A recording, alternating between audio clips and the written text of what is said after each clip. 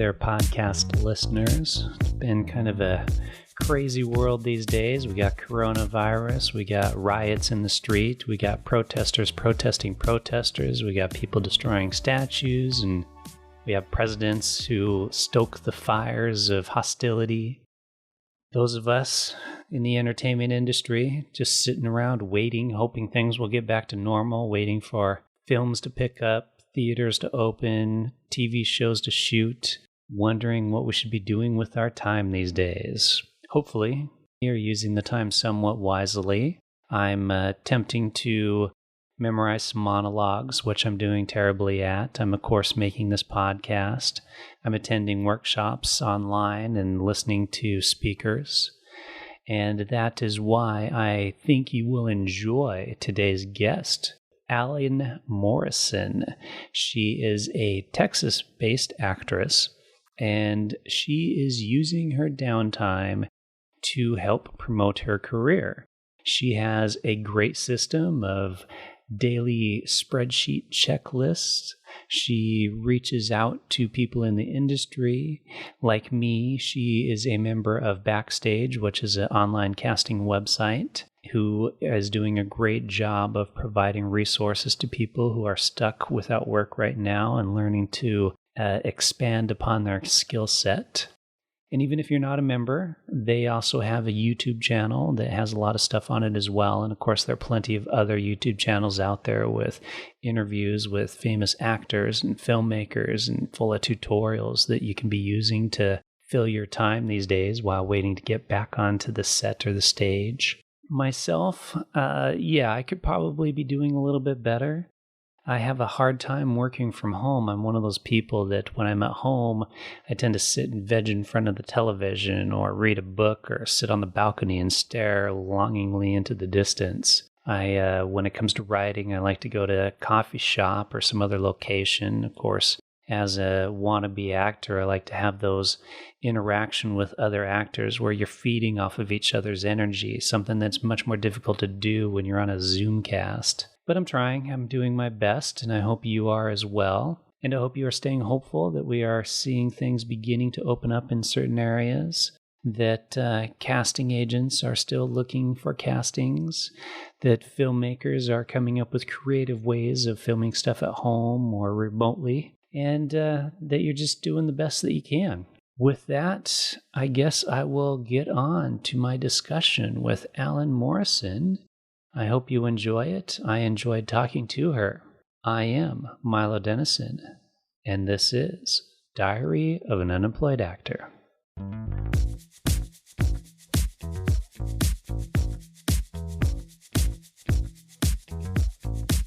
Yeah, do you find it hard to be as productive as you want to be? Yeah, for sure. I actually have a to-do list on my dining room table, and that gives me kind of specific things to do.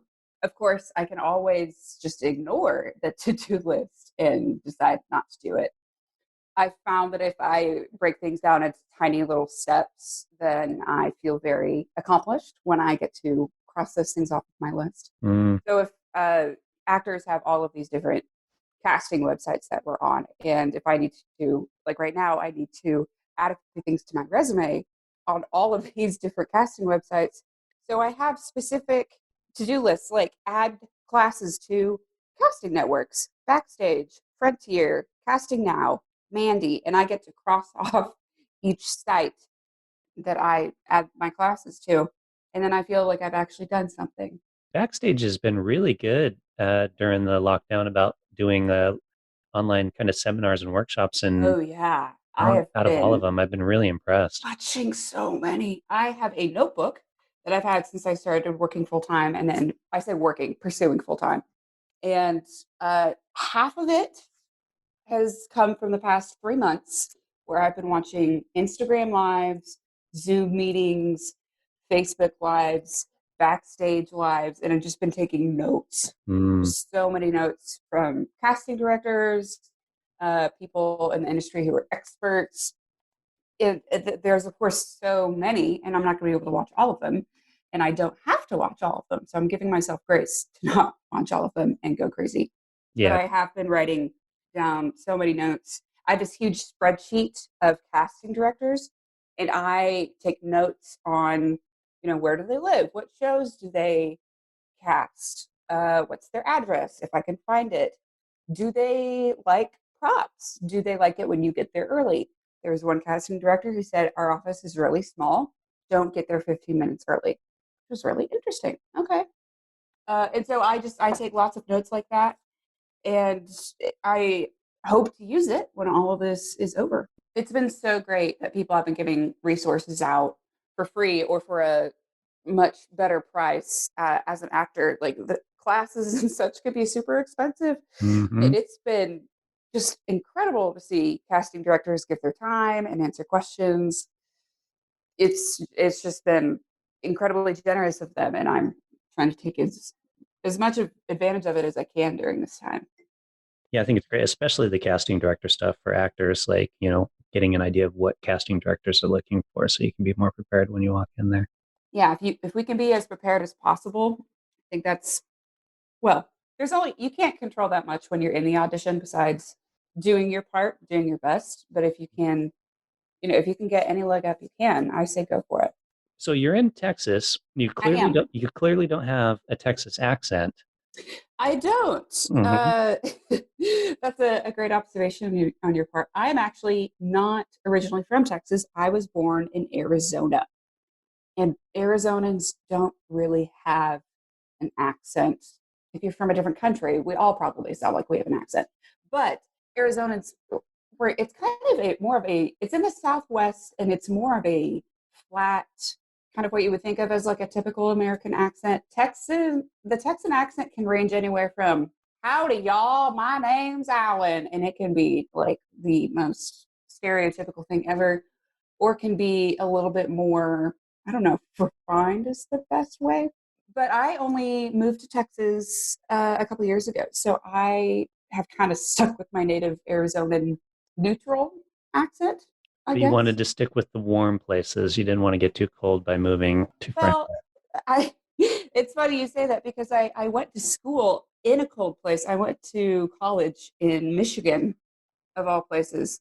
So it's in the north, very close to Canada, and it is quite cold. Mm. So I've actually have my fill of both weathers, and it college was definitely worth it. I loved the place I went to. I am done really with cold places. Unless I need to go shooting there, which I would love to go. Uh-huh. Totally up for it. But I actually broke my ankle my freshman year of college slipping on black ice. So I don't have the greatest memories of being in cold weather. But yes, the hot weather, it's been part of my life forever. But you didn't study acting, right? You studied English, is I that did right? not. I studied English. I actually thought that I wanted to be a teacher. I'd always loved acting since I was a kid. In high school, my parents were like, "You're not going to make very much money doing theater." And it's true. And I thought, well, I love kids. Maybe I could be a teacher. My mom was a teacher. Her mom was a teacher. Maybe I would have the same gift. I don't. Um, my freshman year of college, I tutored at a lot of different schools and realized I don't like this, and I'm not good at it. And I broke my ankle, and I actually got sick during college. I have something called sleep apnea, Mm. which is a sleep disorder, so to speak. Uh, I could go into detail. I'm not going to do that. Basically, it means that I don't get enough oxygen to my brain while I'm asleep, so my body wakes itself up, which drags me out of REM sleep over and over and over again. And so I wake up with headaches because I wasn't getting enough oxygen. So I didn't have very much energy for a couple of years in college. And with acting, you need a ton of energy. Yeah.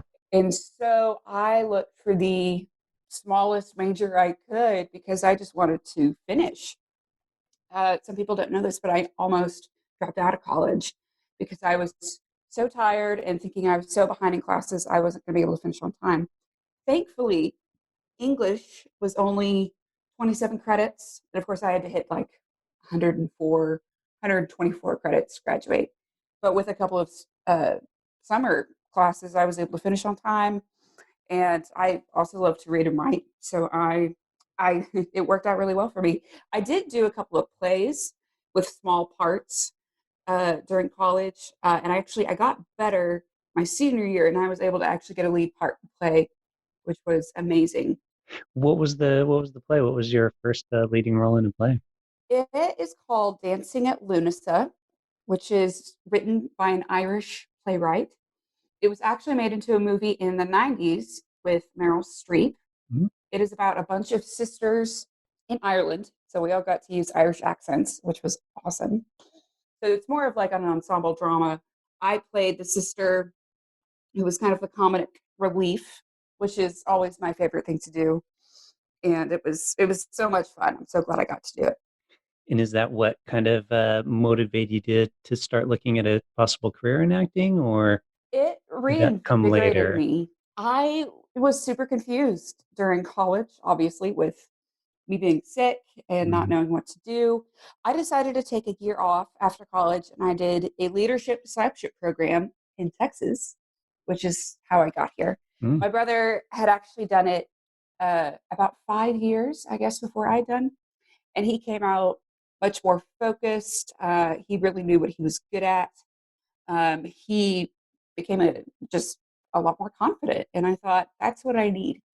So I actually did that. The program's called The Forge, and it's located in Little Tyler, Texas, which is, I guess, an hour and a half outside of Dallas. I don't know if you're familiar with the Texas area. I've driven through Texas, which is an excruciatingly long drive.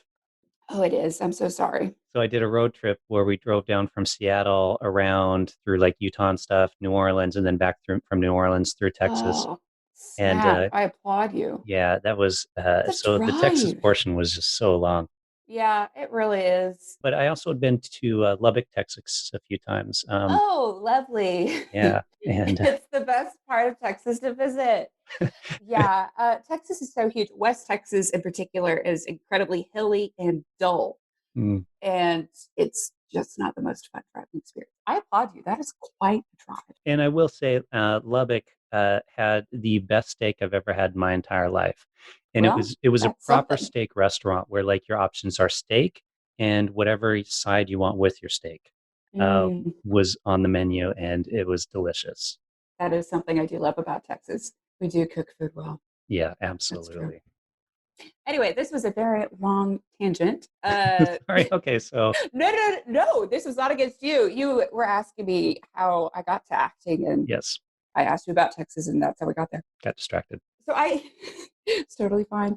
So I did this leadership discipleship program, and it was an 8 month program. It was really, really cool. And I, during it, was really considering moving to LA to pursue acting. I had just really realized how much I missed it. And in between graduating and doing the Forge, I did a summer where I worked as an extra in Austin, Texas. My parents had relocated to Austin while I was in college, so from Arizona to Austin. Mhm. And there's actually a good bit of independent filmmaking going on there. Richard Linklater is there. Robert Rodriguez is there. I didn't get to do anything with them, but I did get to be an extra on quite a few things, and it just made me remember how much I loved it and how much I wanted to do it. So during the Forge, I was considering LA. I was looking for a place to live. I was looking for a part time job. I was looking for a church.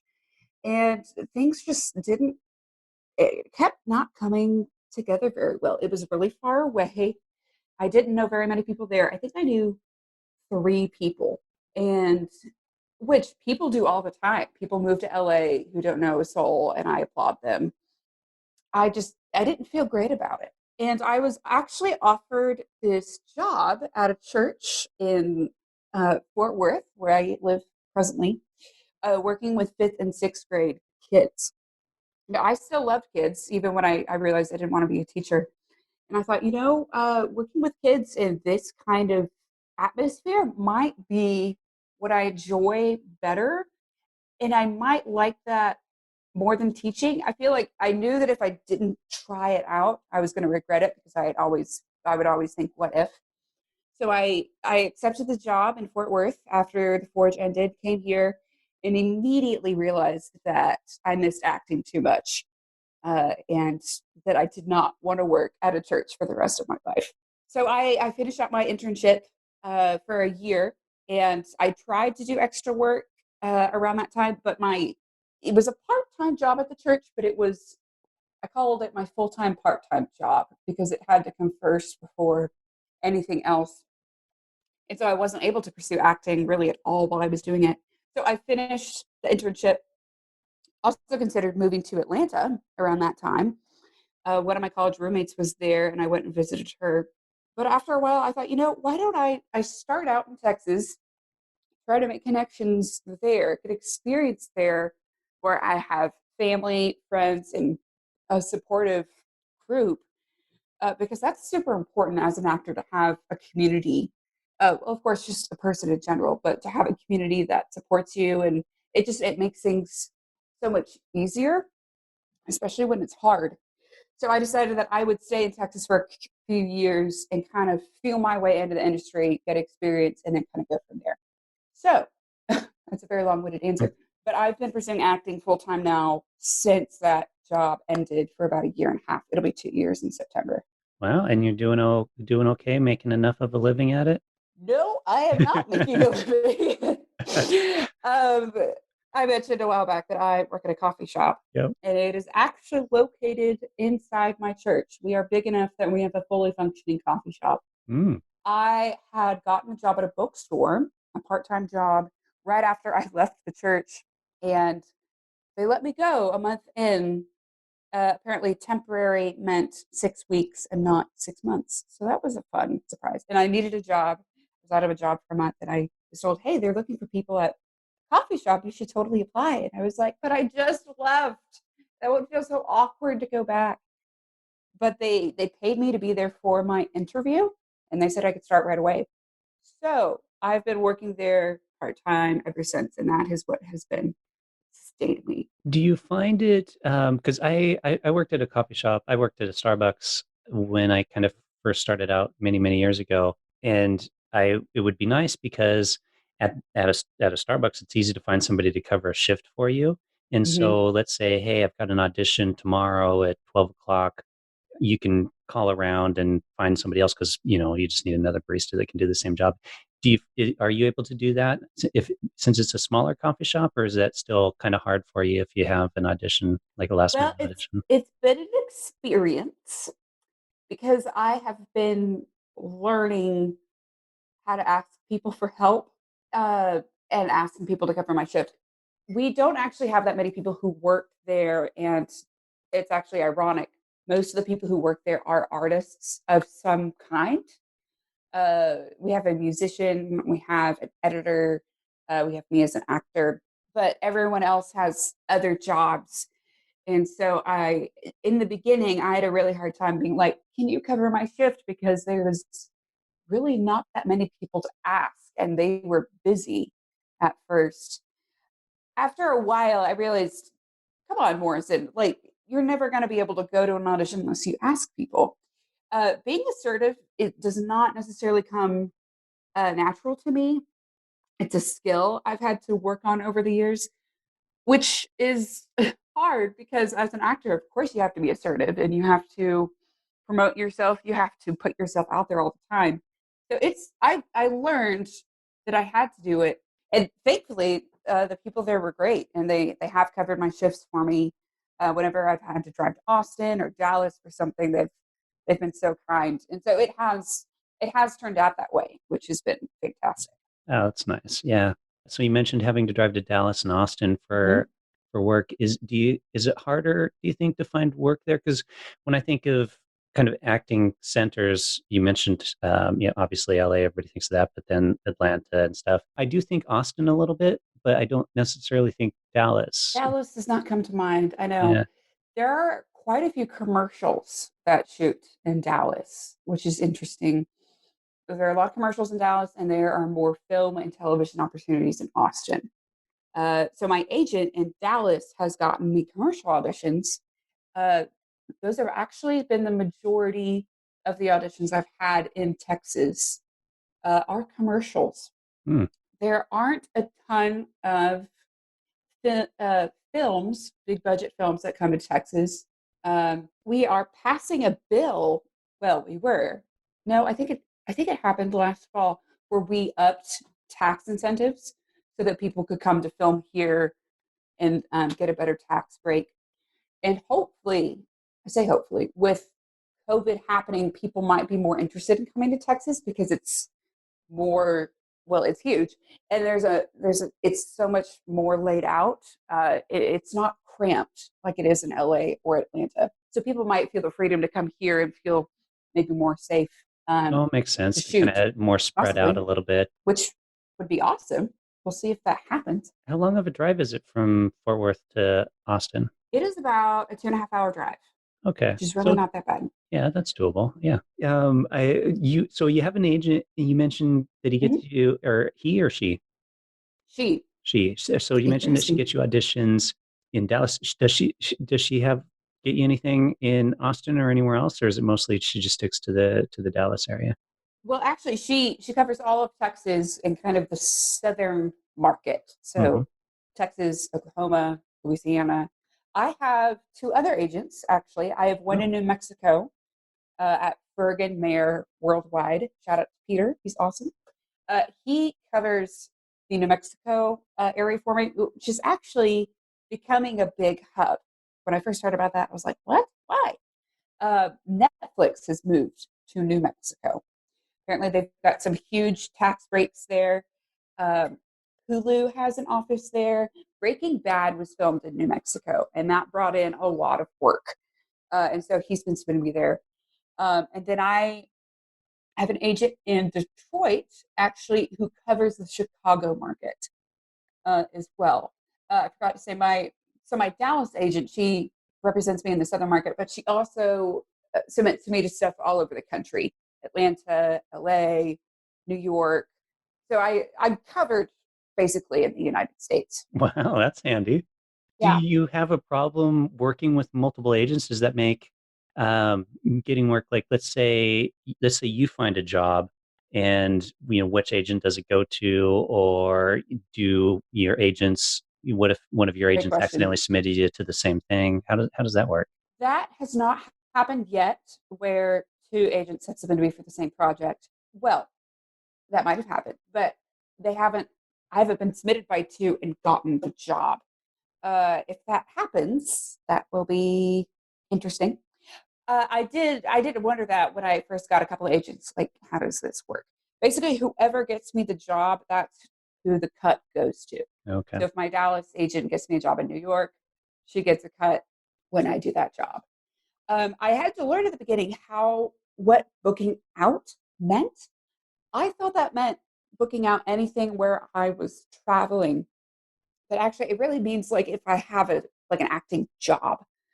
Last year, 7 of my friends got married last year, and so as an actor, you sometimes you can have a lot of free time on your hands because you're in between projects, and I was in between projects a lot last year. So I went to all these weddings, and I didn't know this, but I had an agent in Atlanta actually, who cut me a month ago, which was hard. I hadn't booked anything from her in about 9 months. What I discovered was that when I booked out with her on those dates when I was traveling, that meant she couldn't submit me to auditions. Like she couldn't even submit me to things. So I didn't realize that I could film a self tape in a hotel room while I was traveling and set it in that way. And so that actually cut me out of a lot of auditions that I could have been submitted to. So that took time to figure out, only book out when you actually have like an actual job. And all actors, I'm sure, have to go through stuff like this and learn stuff kind of the hard way. So far, besides that, it's been a good experience with my agents. Yeah, and I was curious about that too, because let's say you get a booking that's, a gig for a few weeks or something like that. Is your job okay with you then taking that time off, or are you going to then have to leave the job? How's that work? Well, that's a good question. And I don't know the answer because I have not booked anything with my agents so Okay. far. Um, Have you had them for how long have you had them? I've had my Dallas agent since August. my New Mexico agent since November and my Detroit agent since January. Oh, so very recent. Yeah, very, very recent. The first year of me pursuing acting, I did it all by myself. I would submit myself to projects. I did all the research, and it was pretty exhausting. Uh, but I had a coach. Actually, I had a coach reach out to me and say, "Hey, I would love to help you with your work." And so he actually helped me get headshots and make a legit demo reel. And what I didn't know was that um, agents have access to so many more casting calls than actors do. And I realized that it would be better if I actually got an agent. So I started submitting to people and to agents in early August, and actually got my Dallas agent pretty quickly, which was wonderful and a huge blessing. So yeah, it's been recent. I've been told that the first few years for actors are pretty slow. You're still making connections. You're still making relationships with people. So it's definitely been hard to not have as many auditions as I would like. But it's all been a really great learning experience. And yeah. How did you submit to the agents? Because this is actually when I messaged you, you mentioned that you send postcards to agents and stuff Hmm. like that. So kind of, can you talk about that a little bit? Because I Yeah, for think that sure. yeah. I didn't send postcards out originally. I sent out emails with links to my headshots, my resumes. I had set up everything on Actors Access. Uh, I think I had gotten on casting networks by then, but I was definitely on Backstage. I've been on Backstage for a couple of years now. I did a whole bunch of research from IMDb Pro, and I this is a separate spreadsheet for my casting directors, but I made a list of agents in the Mexico area, Texas area, the Atlanta market, Florida, LA, and I wrote emails. I wrote a cover letter, and I sent my cover letter to, gosh, how many? At least 100 people, if not more. I just kind of wondered to see if they would write me back, and some people did, and that's how I got most of my agents.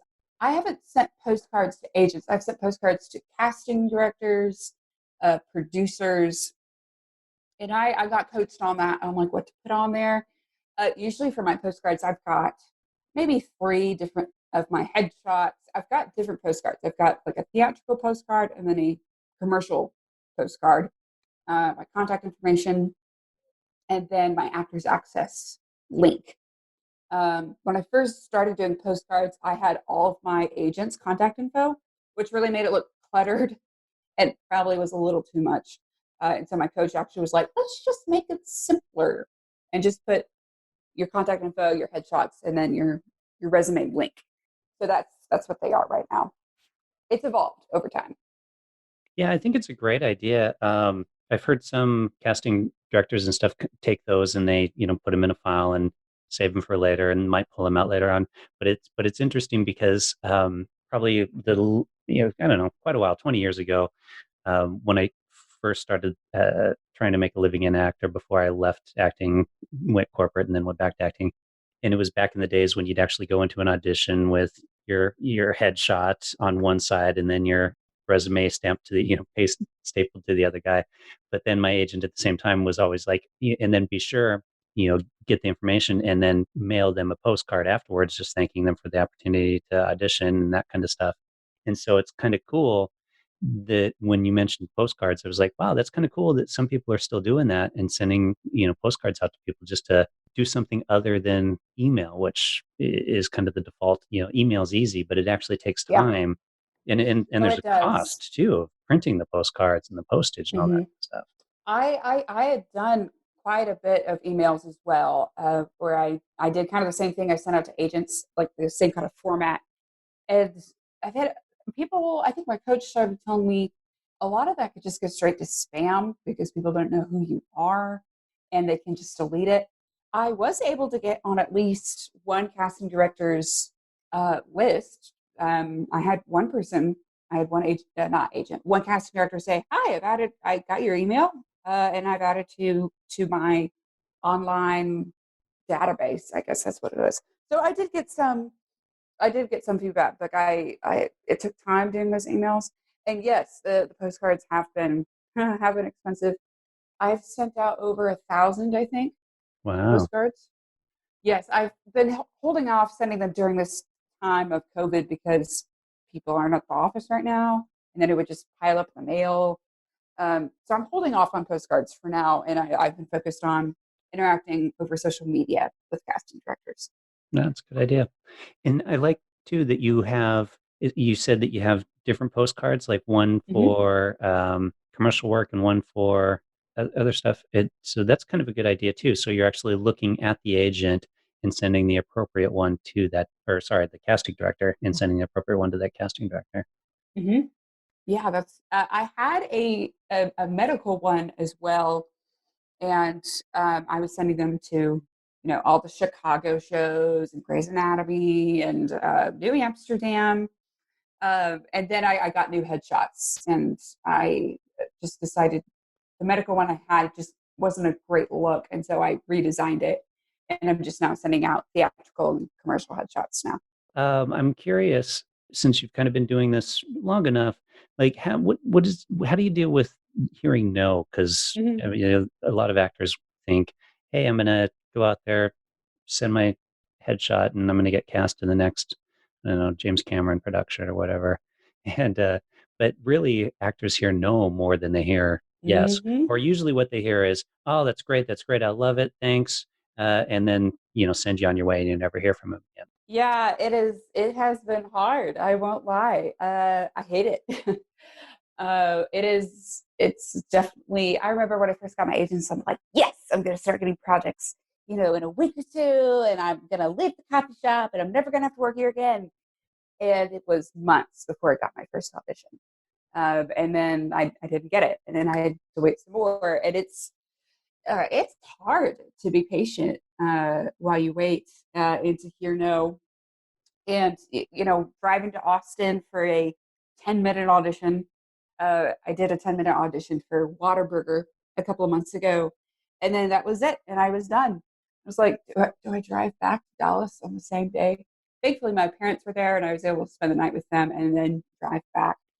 But it's been a challenge. I've been filling my time with self promotion, postcards, doing life here with friends as well, and just trying to fill my time with life stuff so that I don't just sit and wallow in like, oh, haven't heard anything. Because if you're not careful, you'll just stew in that and you'll doubt yourself and be like, so do I not have great headshots? And but I went to LA. Actually, I flew to LA to get quality headshots from a guy there, Andy Rooney, Exact Digital. He's amazing. Shout Um, out to him there. Shout out to Andy. He's fantastic.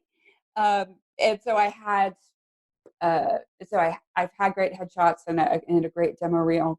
And so you can definitely doubt yourself. And I have as well. Like, do I actually have any talent? Am I actually any good at this? I also got into class. There's a Fort Worth Actors Studio here in Fort Worth. I was driving to Dallas for improv classes and stuff like that, and it's a 45-minute drive over there. And I'm just like, wouldn't it be great if there was something here? And there is. And the teachers are working actors, which is really cool. And being with that community of actors, and we're all going through the same thing. That's been really encouraging to both work on my craft and feel like I'm actually accomplishing something, but also to be with other people who are experiencing the same thing and celebrate them when they do get auditions and when they do get parts.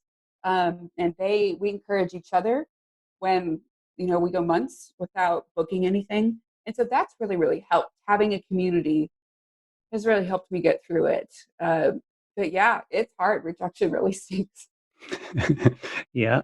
But that's good that you have the community is in the same scenario, so you all know what it feels like. Yeah, you also get the feedback from class, and I've been blessed with a really encouraging place. When I've wondered, like, am I even any good at this? Maybe I just really suck. Maybe I'm just not good at acting. And I've gotten feedback from people like, no, you're really doing great. It's just if you have talent, just the right project hasn't shown up yet. Yeah, that's the hard part. And sometimes even when you do have the talent and everything, yeah, there's a bit of luck involved as well. But it sounds Yep. like you've got it going right. I mean, you've got agencies covering almost the entire United States for you. You've got you're doing the classes and everything, so that's good. That's great. Yeah. I'm trying to do as much as I can. I was just reading Jenna Fisher's book about her time before The Office and then her time on The Office. She was in Hollywood for 8 years before she got her role as Pam on The Office. And she talks a lot in her book about making your own luck and doing everything you can to get your work noticed, to be in classes, to meet people. And so I've been doing as much as I can on my part, and also telling my agents, like, I know I haven't booked anything, but I am working really hard on other things so that they know that I'm not just slacking off over here wondering why they're not doing their job, because they are submitting me.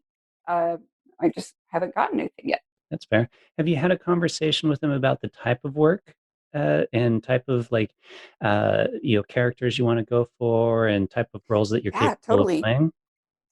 When I was first talking to them and auditioning for them, because you have to audition for your agents, we talked about kind of the roles I see myself playing and then what they saw me as.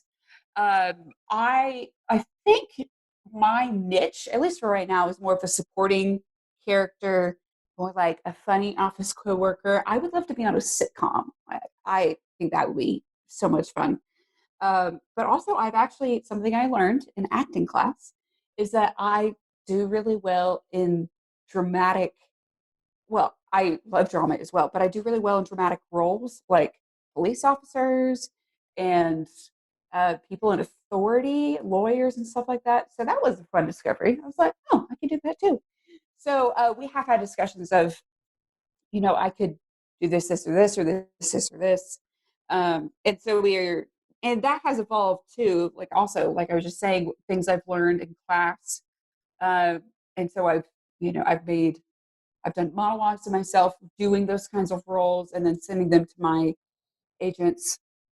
And so they're two very different things, kind of the fun sidekick character and then a more serious dramatic character. Hopefully that catches people's eye, lets them know that I have range. Yeah, that's good.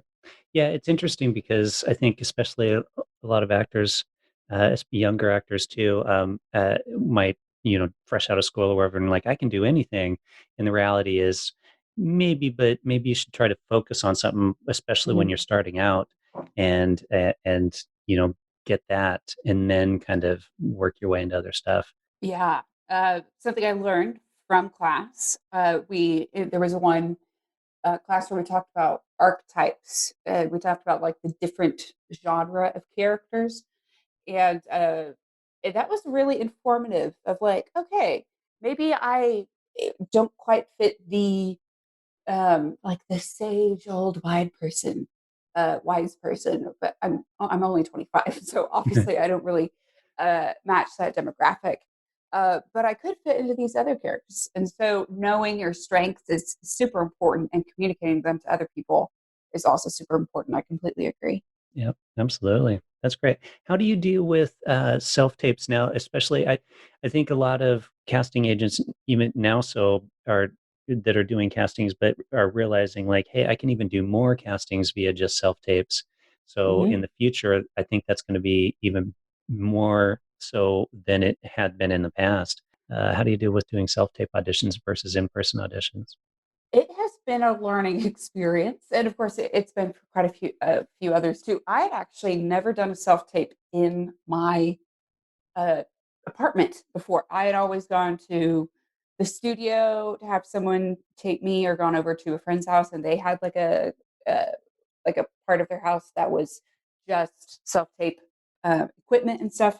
So I had to figure out, like, okay, where in my apartment do I go? Do I have a nice background for this? Do I have a lighting for this? That's when I discovered that I really needed a tripod, because the camera has to be eye level. I was like, oh snap, what am I gonna do? So the first time I did a self tape, I actually got a bunch of my big books from college and stacked them on my dining room table, very haphazardly, to put my iPad like it was really, really funny. I have a picture of it somewhere. I'm just like, okay, so I need to invest in some equipment because that's important. Um, so a tripod, a ring light, and I got coaching too. I've been able to do Zoom coaching sessions with some teachers and get their feedback, and that's been really, really helpful because a lot of times, and of course this happens for every young actor, what you were trying to portray does not come off that way. It comes off differently. And so getting that feedback has been really careful. It's been really helpful. That's what I meant to say. And so I've sent, my couple of my takes to my teacher from the Fort Worth Actor Studio, and he's given me feedback. I'll tweak a few things, and then I'll send it off to my agent, and then she'll do with it as she will. So it's a trial and error process for sure, and I've learned quite a bit. She's actually gotten me 5 auditions during quarantine, Wow. which is amazing. Yeah. Shout out to Danette. That's more auditions than I have since I started with her, and a lot of them have been open casting calls for agencies that are just looking for new talent. Mm. But it's given me plenty of experience of, okay, let's try this angle, let's try this kind of lighting. The more practice, the more you do it, the better you'll get at it, for Yeah. sure. As with anything in life. Okay. Well, we'll probably wrap it up here really soon, but two final questions for you. Sure. First one is, what's something in the special skills section of your resume that is kind of a unique thing to you? Uh, This is a well, new question I've started asking yeah, people, that's a by the way. great question. So I you're love my you're that. my you're my guinea pig on this question. Okay. Hmm. Well, something fun that has not gotten me a job, but is just something fun about me is that I can beatbox. I taught myself how to beatbox at a young age, and that's just a fun skill that I can pull out of parties, and people are like, "Whoa!" I worked at a children's summer camp for 4 summers, and my camp name was Boots and Cats because it sounds like Boots and cats? boots and cats. Boots Because and cats. the well, it's short for boots and cats and boots and cats and boots and cats and boots and cats, which goes on forever, which sounds kind of similar to how I beatbox. So, so that's a fun skill. I started taking a few stick shift lessons. You don't know how to drive a Uh, stick shift? I don't. I'm a millennial, Wow. or I'm a young millennial. Sorry. Uh, no, my first car was a truck that was an automatic, and so I have heard of jobs where people who didn't know how to drive stick shift could not get the job. Wow. And so I was like, oh snap, that's something I can learn how to do. So a friend of mine from church actually has a stick shift car, and he's been kind enough to let me try it. And so I've taken a couple lessons, and I'm getting better. I'm not an expert in any sense of the word, but not a lot of people my age know how to drive a stick shift. They're um, just not as common here in the States. Are they more of a thing in Britain? Yeah, and it's kind of funny because people have asked me that. They're like, "Can you drive a stick shift?" Kind of making fun of me because I'm from the U.S., thinking, assuming I can. And I'm like, "Yeah," but they don't realize that. Yeah, I mean, an automatic transmission. That's what everybody drives in the States. Not a lot of people drive a manual, and Yeah, they're mostly not a lot of cars are being made as stick shifts, yeah, so that's probably why. that's the thing. So yeah, it's not something you really need to know there. And Not necessarily. Another thing I do is I worked as a wrangler for a summer, a horse wrangler. So Mhm. I mean, I can ride horses the Western style. I Nice. spent a summer in jeans and boots in the Texas heat, which was a humbling experience. And I also worked 17-hour days. So I can never complain about long work days again, because I know that I can do it now. I may not enjoy it very much, but I know that I can do it. It was a Um, fun I, summer. uh, I kind of was raised around horses myself. My sister rodeos and everything, but I was never really much of a horse rider. I mean, I know how to ride horse, yeah, but I prefer motorized vehicles. Anyway, so I went to Zimbabwe once, and it was on this trip down there, and we did a horse thing, and the guy that was running it was like, "Oh, you know how to ride a horse?" I'm like, "Yeah, I know how to ride a horse." Blah blah blah. And so he gave me their a polo horse, and A polo horse. yeah, Interesting. yeah, and so it's used to like running, and it was just really like hard to control horse. And it was such a pain in the ass to control this horse the whole time that we were out on our little, trail. And so finally on the way, kind of getting towards the end, and then we started doing these like horse riding games and stuff. And I just got tired of dealing with this horse. I'm like, I don't really like, you know, and I don't like polo horses. yeah, totally. I'm like, I just want to sit here and relax on my horse.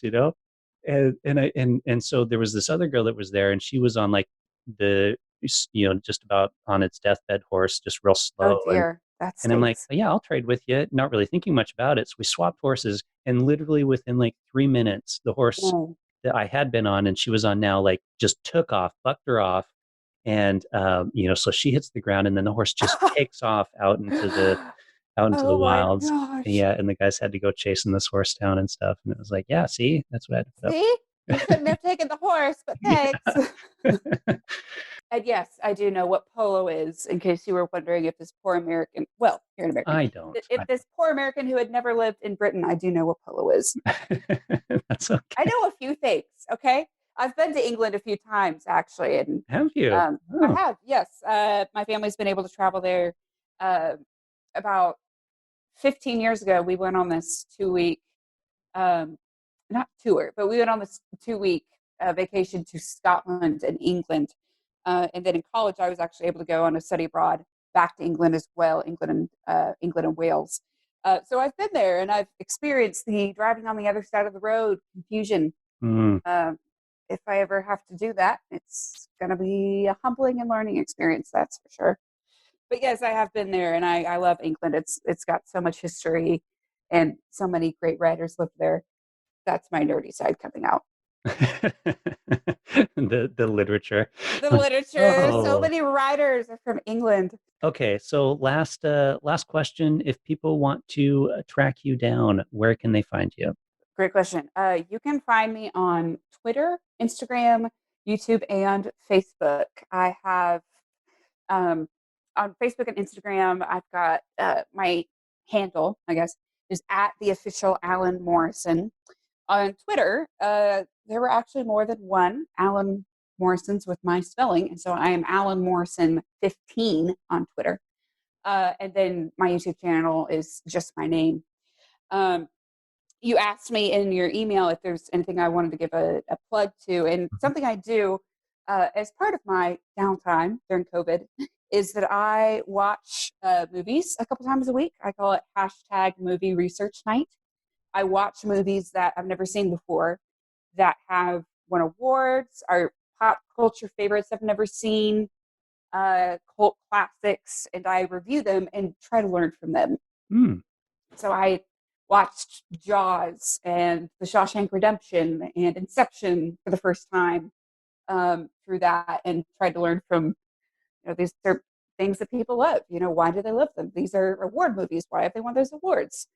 And so that's something you can find on Instagram, are my reviews of those movies And is and that lots of you? others. Sorry, is that your Instagram, like, or is there a separate Instagram for that? Oh, it's on my Instagram. If you look for hashtag movie research night, I'm the only one I'm the only one who writes for that, and so you'll find it pretty quickly. Yeah. All right. So hashtag movies research night to find out Alan's research on those movies. So what did you think of Jaws? I watched it during the daytime, and I was really glad I did. Mm, It holds up really it well does. Yeah. for being scary. I was super impressed. It was really fascinating to watch how not having something on screen can be just as scary, or even more so scary, and have that much more of an impact than having something on screen. Uh, so it was fascinating. There's all this trivia about Jaws. I went online and I read it all. Oh, okay. It was just so fascinating. Horror movies are not really my thing. That's something Mm, I have learned. But I know I'm missing out on quite a bit. I did take a film class in college, and we watched Psycho and gosh, what's the one with Jack Nicholson? This is really sad. oh, The Shining. Shining, The Hmm. Shining. And so I have gotten a little bit of help in those areas. But Josh was super impressive, and that was Steven Spielberg's like first big Yeah. film, which is incredible. Like he was super young. He was late 20s, early 30s when he did that, and it's just like, hey, the guy is good. Yeah, he's number one on my list of all-time filmmakers just because of I mean, there may be better individual films out there that some people might argue, but the range of stuff that he can do. And I mean, It's from war dramas to, amazing. yeah, to Jaws to, just everything that he's done is just across the board. He's a very talented filmmaker. Gosh, I'd love to do a film with him. I don't know if I would fit. I don't know if he has any funny girl sidekicks in any of his movies, but or I could pull out one of my police drama There you go. personas. So, Stephen, when you listen to this episode, Totally. look up Allyn Morrison, He cast will her in definitely be something. listening. Yep, and there you go. I just got you a part, and Oh, now I get my thank you, agency Milo. fee. Mhm. 10% coming your way Excellent, in about excellent. 10 years from now. Yeah, exactly. We'll see what happens. Well, thank you a lot, Ellen, for You're taking the time. welcome. That was a lovely discussion and very informative. Thank you for having me. It was so fun when he reached out and being like, someone wants to hear what I have to say. Yeah, well, when I saw the stuff that you put, I'm like, I think it's very informative for my audience, and so I now that I've talked to you, I agree with my initial assessment. Aw, thanks. I try. There's a lot of things that first time actors just don't know, and they don't really know where to look for those things. Hmm. So I hope that me reading books and watching movies and maybe trying to give people an outlet where they can find some resources. I'd love to help people with that. Well, I think you did, and I mean, that's the point of this podcast is those kind of people starting out and stuff, and so I think that was very, very helpful. Thanks. And when Thanks so you're much. huge and famous, I can refer back to this and be like, look, I talked to her Yes. then. Way back in the day. We'll see. We'll see what the Lord has. I All have right. no idea. Well, you've got my support. I'm rooting for you. Thank you so much, Milo. And yeah, great support to you too. Great. Thank you. Well, thanks a lot. Thank you so much, Milo. This has been awesome. Bye.